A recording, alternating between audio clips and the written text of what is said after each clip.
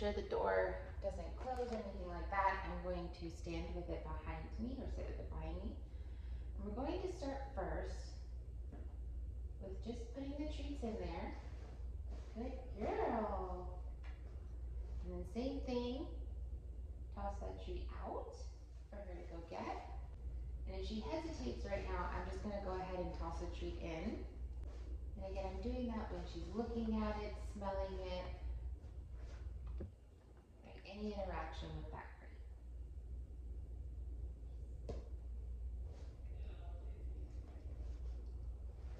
There we go. Yes. So that time I waited for something a little more than just a glance. She gave a nice little sniff. Yes. A little bit closer, she almost put her head in.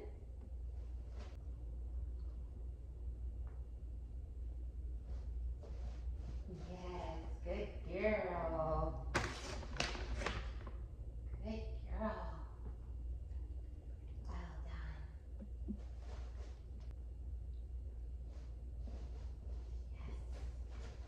Yes, good girl. I'm giving her a bunch of treats inside the crate after being brave to show her that getting in there really pays off. Yes. And another thing that's really important is that I'm looking where I want her. I'm not actually looking at her. I can see her through my peripheral vision, but I'm not actually looking at her. I'm not watching her. I'm looking where I want her to go. Yes. We're getting a little faster now. Great. Yes. Good girl. Oh, and we're getting a sit. So the next part of this is getting a settle position. So what we're going to do is when she goes in, the sit is really nice. So we'll start to wait for that since she's starting to offer it. That'll start to become a part of what's expected, right? But I'm also going to start encouraging her into that down position. And see, she's starting to lower that elbow.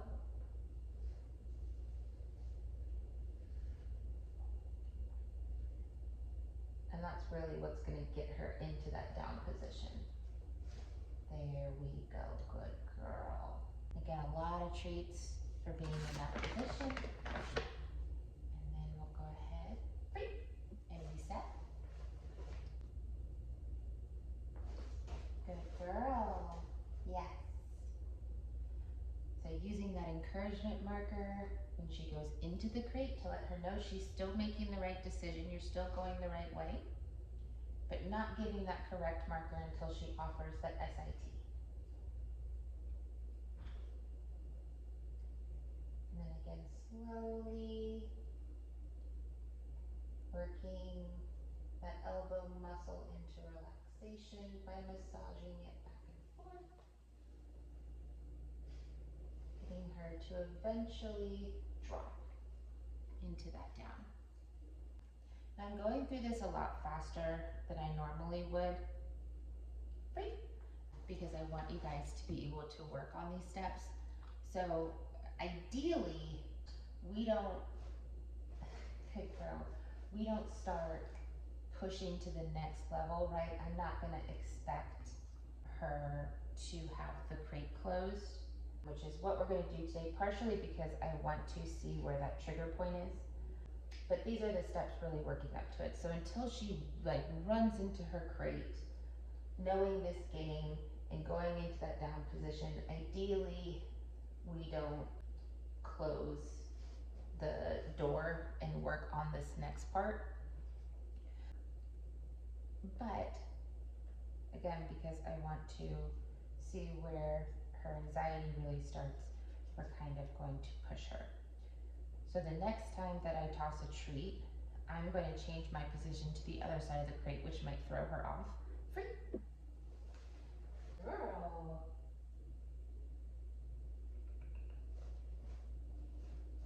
Yes.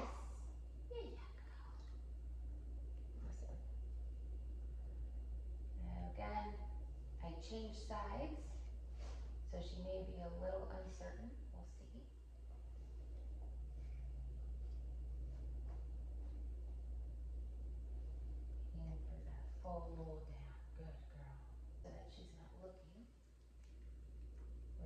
close the door. And I'm not latching it yet, we just have it closed.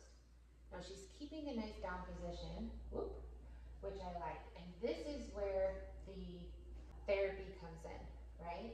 Is that we're teaching her, hey, in order for the door to open, you need to be at a down. Now, if you've had to close her up in her impact crate because you've needed to leave the house, she does not necessarily have to be at a down in order for you to open the door. Ideally, she's at least in a sit position. And then once we've worked on this enough, we will be expecting a down in order for the door to open, right? So I'm gonna go ahead and open the door. Slightly, I'm gonna give her a treat. I'm gonna close it again. And encourage her back into that down position. So the goal here is to show her that she's not actually going to be able to come out of the crate until I release her and give her that release cue. And I'm not going to do that if she's elevated. Good girl. So I'm going to slowly open the door a little bit more. If at any point you feel like she might get up, you can close it again. Reward when she's in that down, and then slowly start to open it again. Good girl. So still haven't really hit a trigger point yet. Good girl. Free.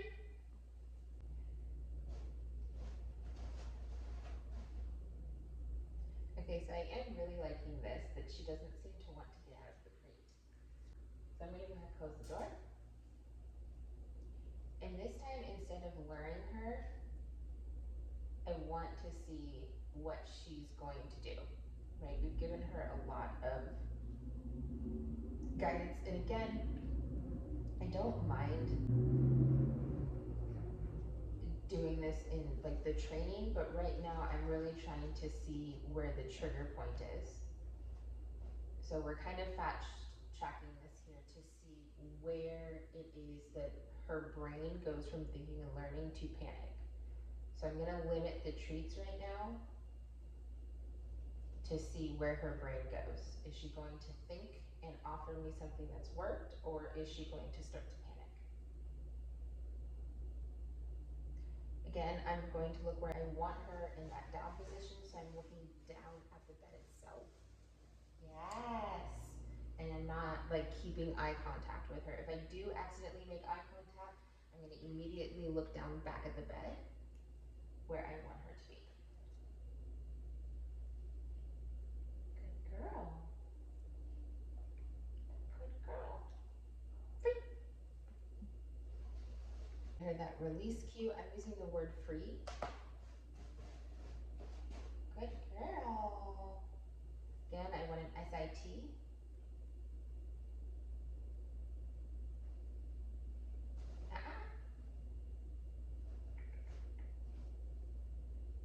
If she starts to make the wrong decision, I'll help her out. Good girl. Door closed. And while this can feel kind of frustrating as the handler or trainer in this situation, to be sitting here for long periods of time, waiting for her to make a decision on a behavior, this is where it's really important for us to give her that time. Not only is she working through, right, we talked about building those neurons in her brain to, instead of going into freak out mode, to stay in think and learn, right? We're strengthening and building those neurons of what she should be doing, what she should be offering, instead of a freak out. But we're also letting her use her brain, okay? And one, that's gonna, again, make it easier for her to think about what the right decision is. But what it also does is it wears her out.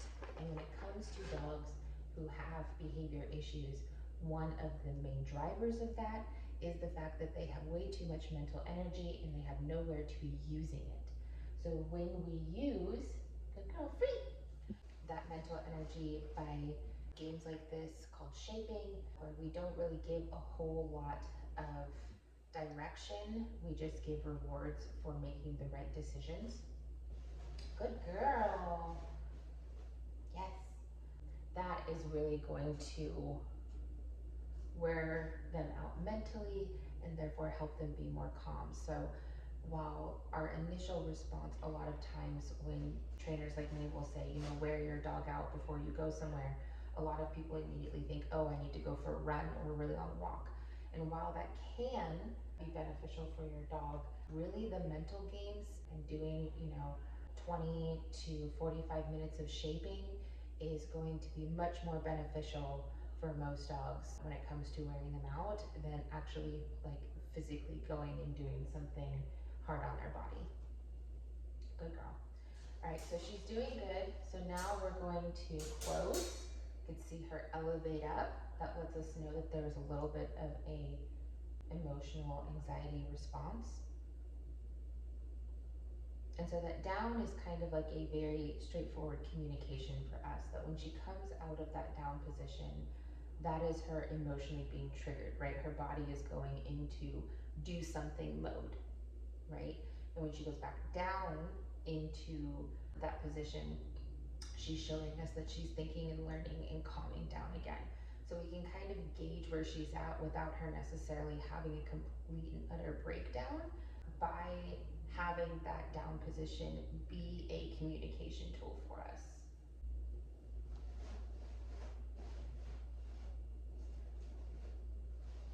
Yes, good girl. Good job, Collins. Now I'm going to unlock. If she jumps up, we reset. But if she stays in that down position, whoop, we go ahead and release her. Now, she started to come out before I gave the release cue, so the door closes. And we're gonna wait for her to go back into the position. If I feel like she's the type of dog to try and push the door open, I'll keep my hand on the door. Feel comfortable, not necessarily like holding my hand on the door the entire time.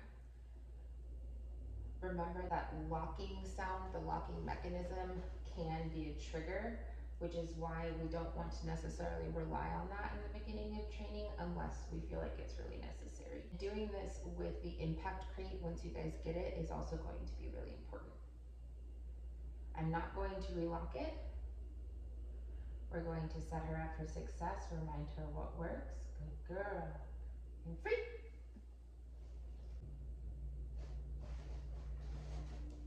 Good girl.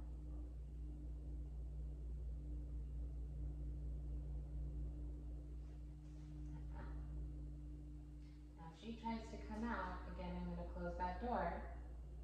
I'm not going to lure her into the SIT this time. I really want her, oh yes, good job, ma'am. Good job. To make that decision, we're gonna go ahead, walk again. Now this time she didn't elevate up. And this is why it's important to take kind of each step at a time to see like, okay, there's a trigger, there's an emotional elevation.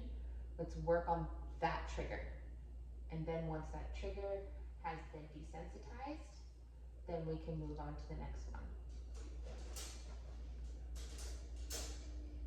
girl. Good girl. Good job. Free.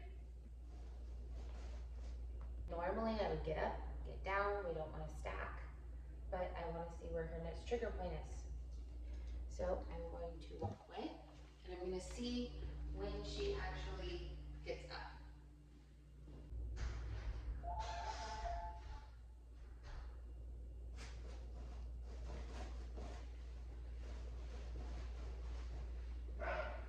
So the trigger point was when she heard that door open, she thought I left, and we immediately got a rise up, right? And a pretty quick one, actually. So we're gonna wait for her to come back into that position.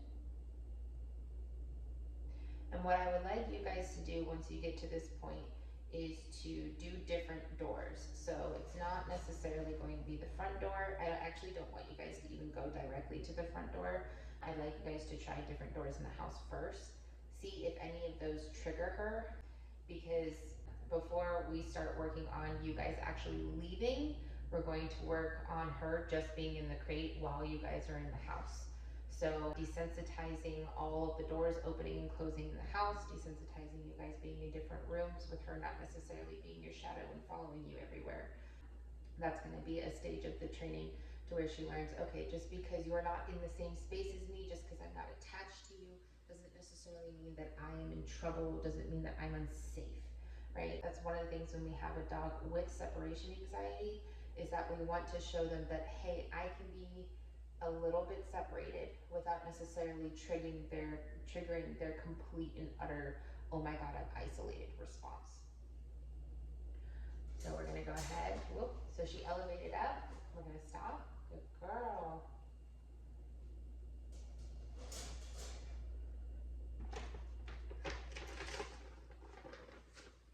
And every time she elevates up, we stop and we wait for her to come back into the correct position.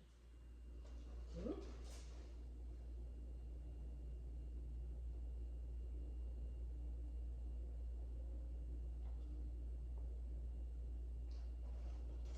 Good girl.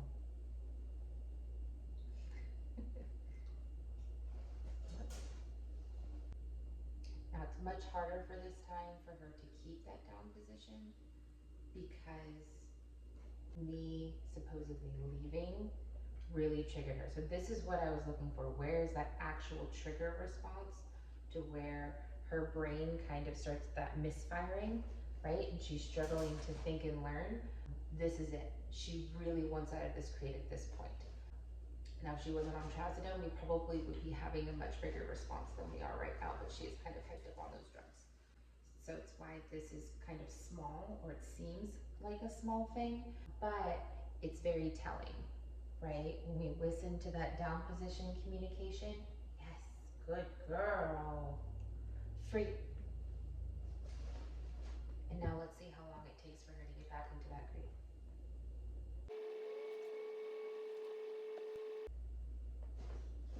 Good girl. Yes. Good job. So you could see, right, her working through that. I'm fearful, I'm going to be brave. I'm fearful, I'm going to be brave. I'm fearful, I'm going to be brave. Right? And that is where we're rebuilding those neuron connections to help her learn that this emotional trigger doesn't equal flight.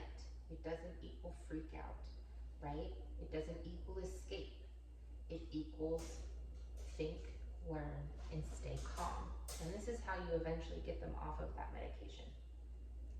Now, if it doesn't trigger her, she gets a reward. Good girl. And if you're impressed, right? Let's say you've been working through the front door, you've been working through the garage door, whatever door has been a trigger, and she's been doing really good, I would go ahead and release her at that point. But since that door didn't seem to trigger her at all, I'm gonna try the front door again and see how she responds. Okay, we got another elevation. That's okay. So that's really where her big trigger point is, that front door. Once we get to the point where she is very quickly and happily going into her crate, no hesitation. I mean, when I say like going on to the next step, right? Each one of these phases that I went through today, you want to start off at phase 1, wait until that phase is like, she's on it. There's no hesitation, right? Then you move on to phase 2, same thing. We don't move on until there's no hesitation. Phase 3, so on and so forth, right? So once you guys get to the point where you're working on the doors, again, try all the doors inside, then do the front door, do the back door, and do the door to your garage, especially if the garage is like where you guys go and you get in your car and leave. Because those are all going to possibly be triggers for her. And you don't necessarily always have to work on the same door, right? Switch it up, show her that no matter where you go, it doesn't matter. She got that elevating.